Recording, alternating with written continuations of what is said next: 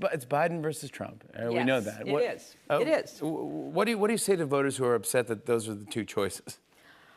Get over yourself. Those are the two choices. Yeah, I love that. Right? And good.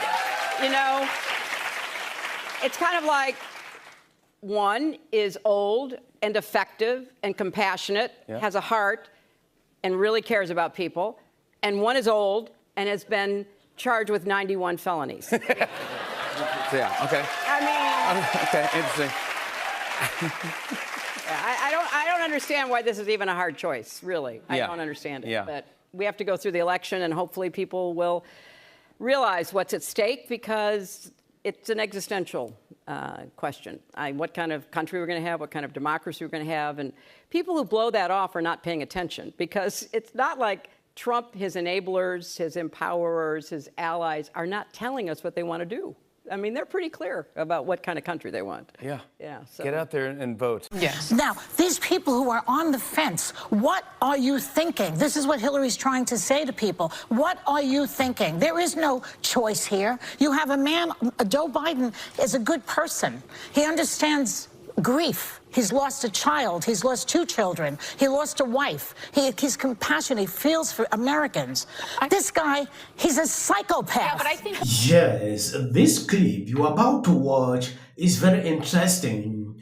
Stephen S. Smith light up Hillary Clinton live on CNN, slammed her for telling voters to get over it and vote Biden. Stephen S. Smith recently is saying a lot of things, having conversations that a lot of people don't like, especially Democrat. I don't agree with him. I know he's a Trump hater. What he is doing is good. Saying things against the Biden administration, it does not mean he wants Trump to win. He wants the Democrat Party to step up to defeat Trump. Reason he is talking against them like never before. When you take a look at this paragraph from the Gateway Pundit, ESPN star Stephen A. Smith suddenly holds nothing back whenever he speaks, this time slamming presidential wannabe Hillary Clinton for her sneaked remarks toward voters. Clinton appeared on The Tonight Show starring Jimmy Fallon to promote the new Broadway newscast of which she had produced, and it's about the women's suffrage movement. I don't want to talk much. Let me play it so you can see exactly what I'm talking about. Stephen, great to have you on set. So what do you make of that? Get over it? I don't think it was a very wise statement on her part. How did that work out for her in 2016? I think that's something that we have to recognize. Yes, she won the popular vote, but at the end of the day, she wasn't the president of the United States. It was him.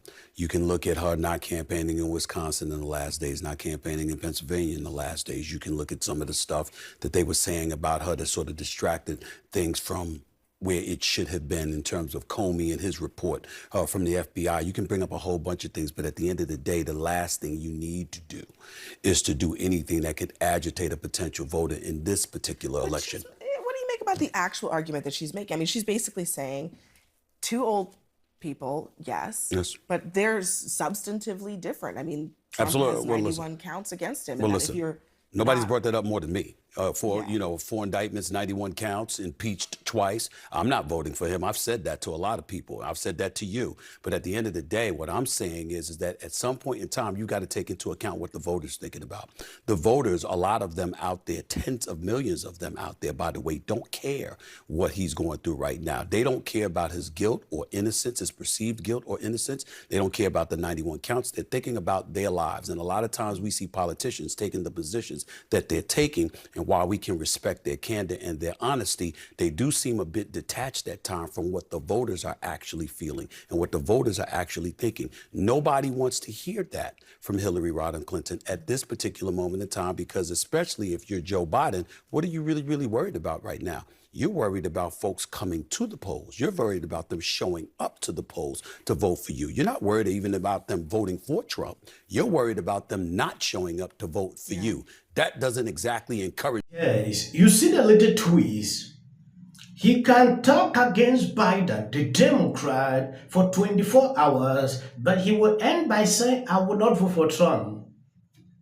you should understand the politics he's playing. He speaks the truth in a lot of things, and we all know what he's saying is the truth. But he ends up by saying, I will not vote for Trump.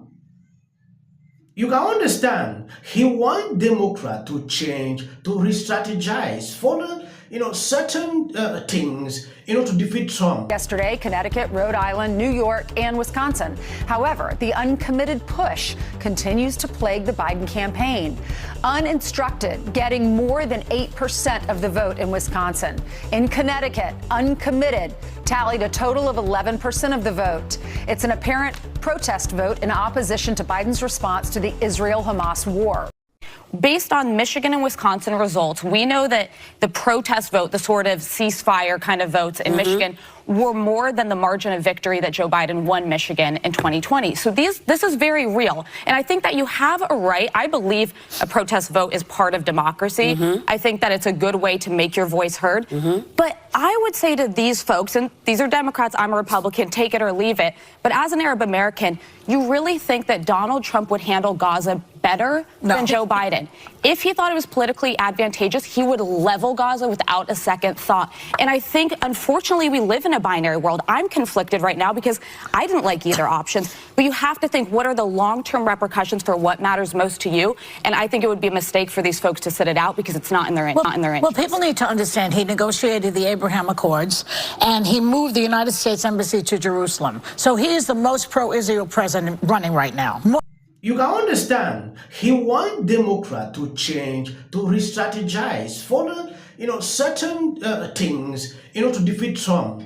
That is what this man is doing. He is very smart, to put out this. Some people might fall for this trap, like, oh, he's doing this, he's saying, he's not a Democrat. This man is a Democrat, a staunch Democrat that cannot change his mind. If you see the way he goes over Hillary Clinton, in fact, all the interviews I've seen him, speaking up against the Biden administration is always like this.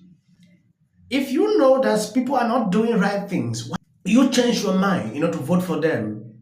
He knows the Democrat Party is not delivering. They're not doing a lot of things. He could change his mind anytime. Like, I will not vote for them. But he's never doing that. Ask yourself why. Because it's the kind of politics he's playing a lot. Let's do simple mathematics. When you look at the statistics, Trump is trailing at this, Biden at this, then Robert F. Kennedy at 12%. Take that 12%, combine, give it to Biden. Then you see the end result, how much Biden will get.